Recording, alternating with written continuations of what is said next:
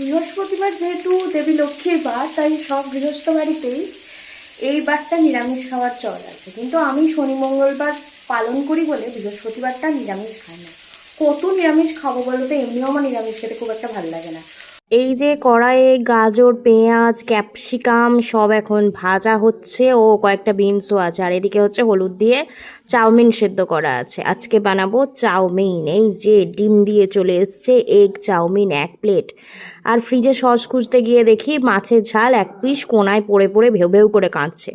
তো ওর কান্না বন্ধ করার জন্য ওকে ডাইনিং টেবিলে নিয়ে এলাম। এই যে দেখালাম মাছের ঝোলটা, এই মাছের ঝোলটা এই যে নিয়েছি চামচে, এই মাছের ঝোলটা দিয়ে একটু নুডলস খেয়ে দেখি কেমন লাগে। এর থেকে ক্ষমতা ব্যানার্জির কবিতা ভালো। ছি ছি ছি ছি ছি, কি জঘন্য, কেউ করো না। বিচ্ছিরি এক্সপেরিমেন্ট, ভেরি ব্যাড।